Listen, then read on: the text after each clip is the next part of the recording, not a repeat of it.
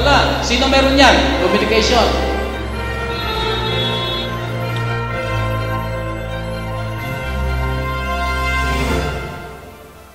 We are the bridge of hope to Jesus. Yan ang puso ng team song ng sa ngayon ay sinasagawang CLC-wide Communication Leaders Convention dito sa Mountain Provinces Mission, summer capital ng bansa, Baguio City, Philippines.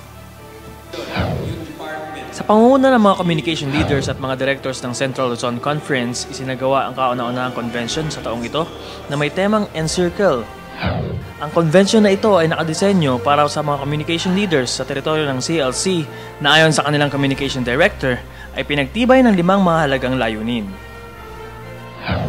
Meron kaming limang layunin ng convention na ito. Una, bago kasi ang ating leadership sa Central Luzon Conference. At for the next 5 years, sa susunod na 5 taon, meron ng mga planong nakalatag. So, nais natin na ibahagi itong mga plano na ito sa communication leader para sila rin naman yung magbigay nito sa ating church. Yung pangalawa ay para yung ating mga bagong leaders ng church, communication leader, ay matulungan sila sa kanilang pag-uumpisa ng pagli-lead sa communication department. At pangatlo ay kailangan natin na magkaroon ng election sa ating pong Central Luzon Conference, yung federation natin, at dito natin bubuin yung mga officers na yon. At pang-apat ay para na rin yung ating pong mga ginagawa, no? Yung mga ginagawa natin ay ma-enhance pa natin. Yung mga dati ng mga communication leader, sila ay ma-remind sila o ma-refresh sila sa kanilang mga gawain. At yung number 5 ay para na rin ma-revive spiritually yung ating pong mga communication leader.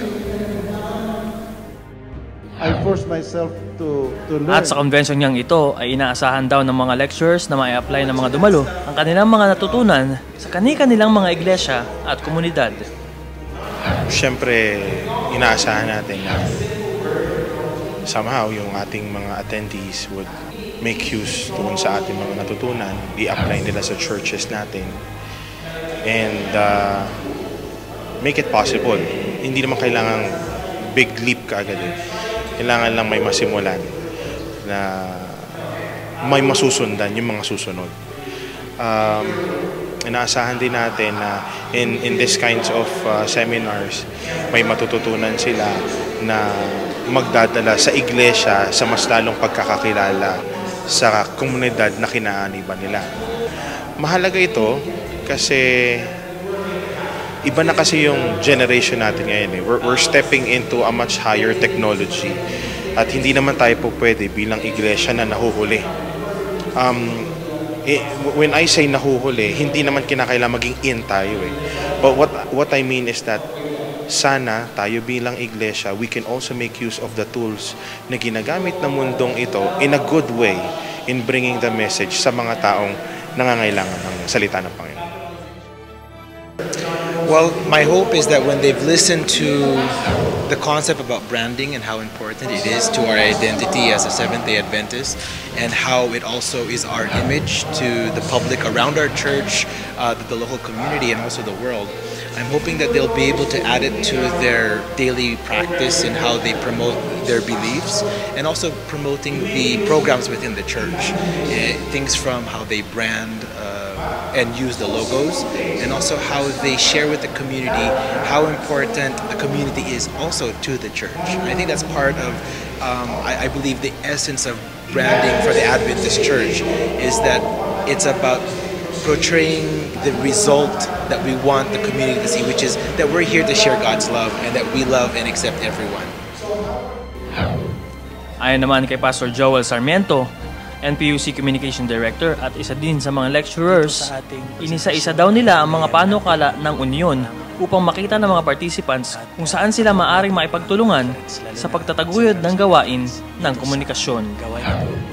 So dito sa convention na ito, ating inisa-isa ang mga panukala at programa ng ating Union upang maintindihan nila at makita kung saan makikipagtulungan ang iglesia, ang konferensya para maitaguyod ang gawain ng komunikasyon.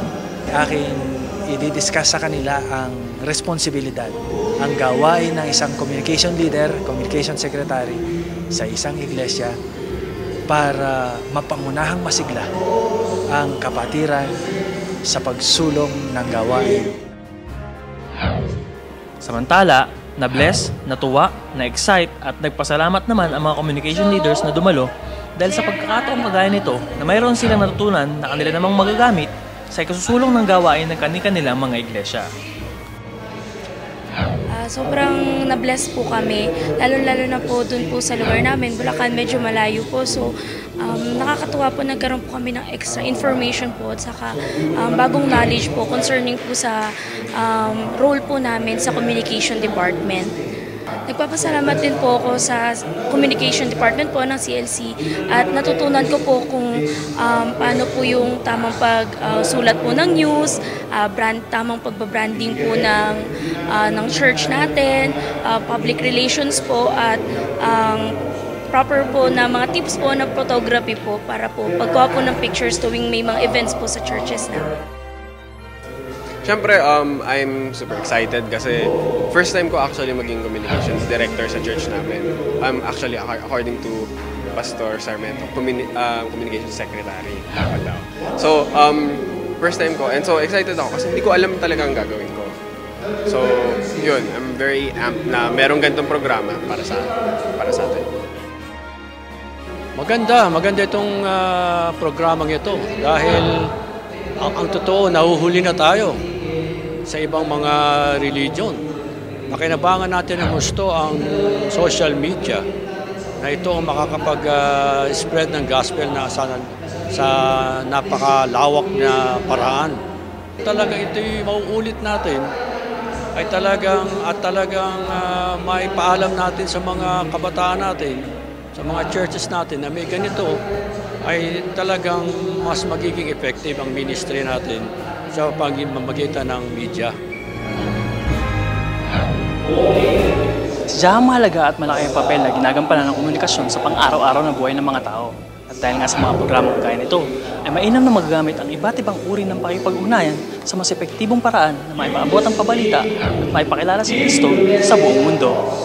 Bren Estrito nag-uulat para sa Hope Today.